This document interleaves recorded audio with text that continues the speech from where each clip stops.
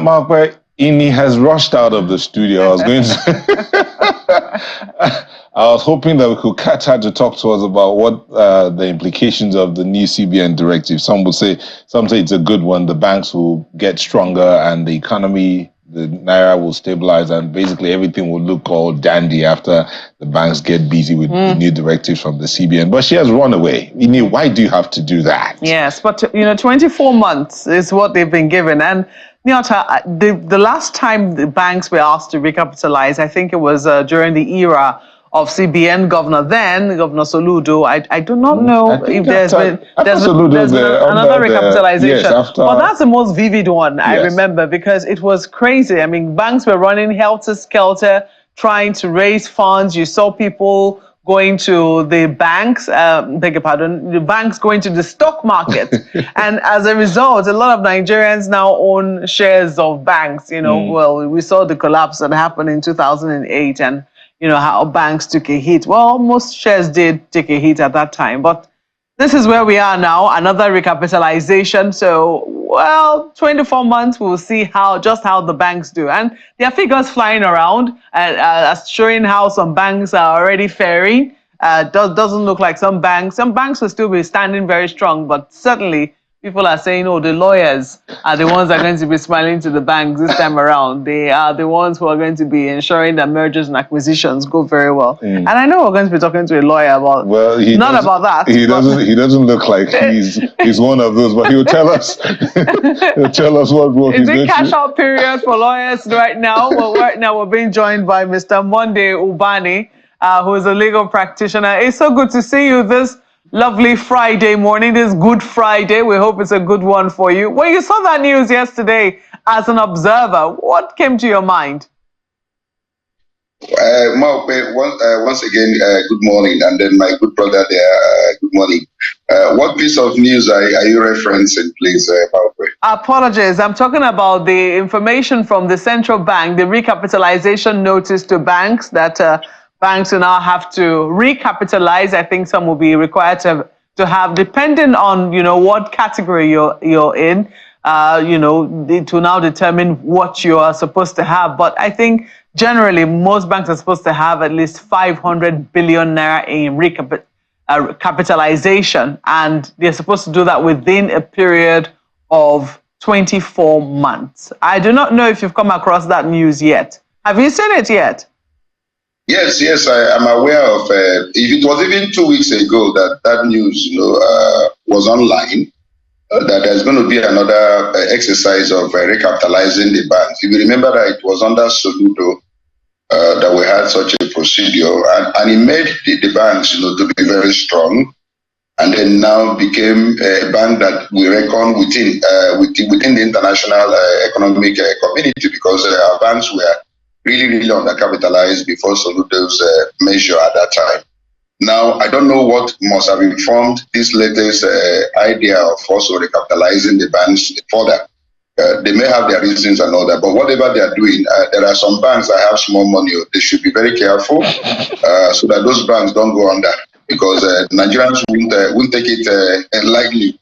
If most of those banks fail to recapitalize according to the amount of money they have now given them as a target, and then goes on that, nobody will want that kind of a thing to happen. But whatever it is, they should be given enough time. Even if you want to recapitalize, my own solution or my own prescription is that enough time should be given to those banks in order to carry out this exercise, in order to meet the requirement that they have actually set for them. Not giving them a timeline that may not be made. At the end, they now say that those banks will go under. That would be very, very calamitous, for those who have put some small money in those banks. Well, we know that even if, I want to believe that the recapitalization measure is not to make any bank go under. But what the CBN always assures people who have, that's depositors who have money in the bank, is that their monies will always be safe. The CBN, always reassures depositors. It is the investors in the banks, those who have shares, who buy shares of banks, whose monies cannot. The CBN. I remember during the CBN Governor Sanusi's era, he said, "Look, you are an investor, and as an investor, you make up your mind either to lose your money or not to lose it. That's usually the pros and cons of investing. But depositors, the CBN has a duty to depositors. So I imagine that duty will be paramount in this time. I do not think that the idea will be to see that any bank goes under. But let's quickly bring you, or shall I say, let's quickly talk about another matter that has been bothering the minds of Nigerians. This week we were told that one of the Binance executives had escaped the custody of the NSA. He was supposed to be a guest of the NSA. There were two of them. There are two of them. One of them has escaped under very mysterious circumstances, rather embarrassing too. But one of them is still very much in Nigeria, and right now he's been taken to court. But he seems to also be filing a counter-suit. I do not know if you're privy to that particular suit and what you make of it. I'm aware that one of the parties that is clearly in custody now has gone to court to enforce his fundamental human right. Under our legal jurisprudence, that is allowed. If you feel that you are right, that is provided for by the 1999 Constitution, is either violated or threatened to be violated, you have the right to commence enforcement of fundamental human rights proceedings in court.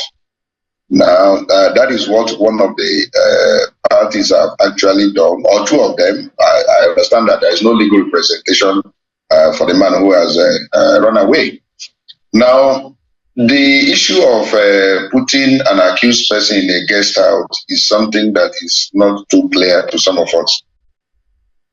If somebody is alleged to have committed a crime, we have agencies that are investigating. If it's financial crime, EFCC, and they usually put that person in proper custody. But this one, you put an accused person in a guest house, and then you even have give him the privilege of going to go and pray.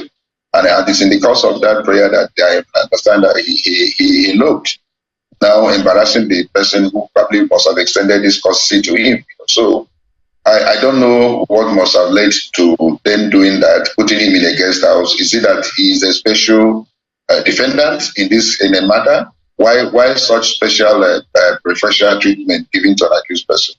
And so this accused person now has actually embarrassed those who have extended this custody to him, by eloping, and now they are trying to enforce their fundamental human right. So whatever it is, the court will give opportunity to the security agencies to respond to his averment in his affidavit.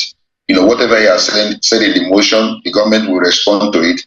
Whether his right has actually been threatened or violated, that will be decided. For the criminal charges, I understand that EFCC now is also preferring charges against them, meaning they must have concluded their investigation. Because for you to go to court to prefer a charge, it means that you must have completed your investigation. So whatever it is, we are very eager to know what are the offenses and what are their chances of being asked to be released, from detention for violation of their rights. So the court will examine all that and let us know what will happen in the days ahead.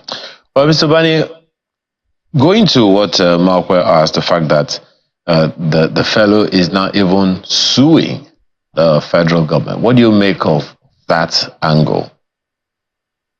As I said earlier, under our law, you can enforce your fundamental human right, but the Constitution itself has made elaborate provision for you to enjoy some right of liberty, freedom, expression, and all that. They are all contained in the Constitution. Now, if anyone violates it or allegedly threatened to violate that right, you have a right to enforce your fundamental human right. But the issue is, has the right been violated? What is the issue that they are contesting? If you are alleged to have committed a crime, the security agencies are empowered under the law to investigate. For the fact that you are being investigated does not mean that your right has been violated, because there is no right, that gives you immunity against prosecution if you have committed any any offense. And so the law only presumes you to be innocent.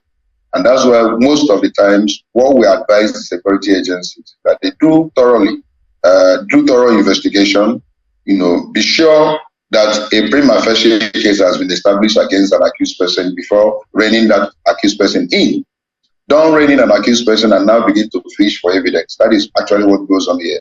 We don't deploy technology in our investigative process. And that also gives room for people now to rush to court to now say, instead of retaining my client indefinitely, let me go and enforce his fundamental human rights. So I think we must modify the system of investigation in Nigeria.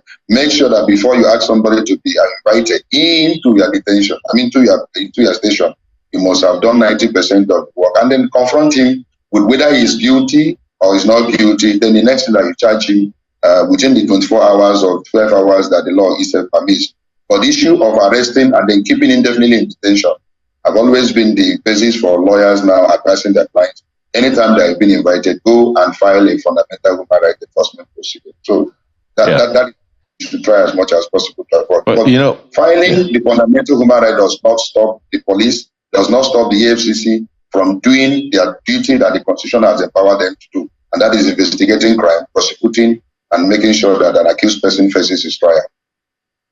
No, what you began with is one of the things that many people are still questioning, in terms of not just the fact that the fellow was kept in detention, but one, that he was kept in detention in a guest house, and secondly, that he was kept in detention in a guest house by the Office of the National Security Advisor.